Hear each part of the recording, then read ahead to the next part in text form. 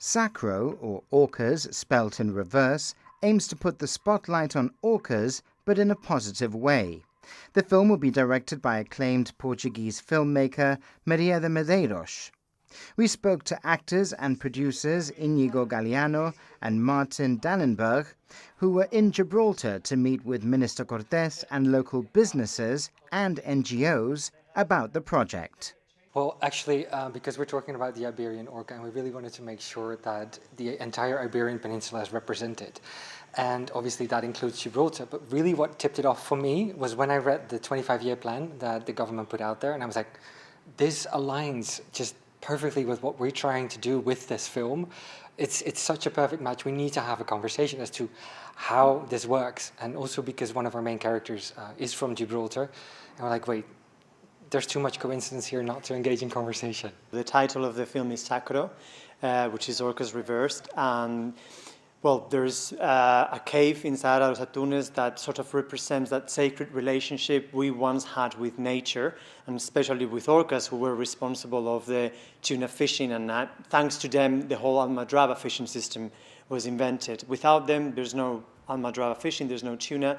So back in the day, we really understood this relationship with nature, and they were considered sacred animals because without them there was no food, basically. SACRO will be set and partly produced in Gibraltar and is expected to feature local and internationally acclaimed actors to tell its story. I think the interesting part about a production such as this is to be as accurate as possible.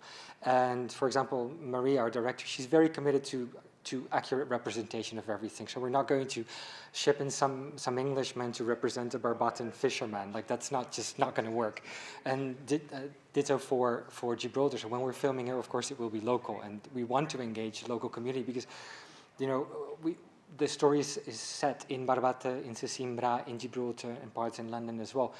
Of course, that needs to have that local representation, and we want that because we want this film to be part of the people of where it is set. The plot of the film centers on an orca encounter out at sea and the fallout, inspired by events that have been covered many times in the media of orca interactions. We're aiming to start in October, but it really also depends obviously on the permits and agendas, but no later than spring next year. Yeah, there's to start filming, then there's filming and then post-production, so maybe a year from now.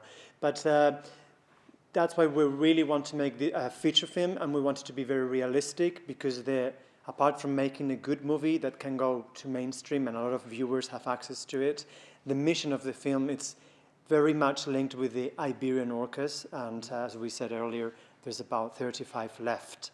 So that's why we need to do something now, and we need as many people as possible to watch the film and understand the real scale of the problem behind the orca vessel interaction. Filmmakers are hoping it will have strong international, commercial and festival potential as the project seeks partners and investors to help bring it to the screen.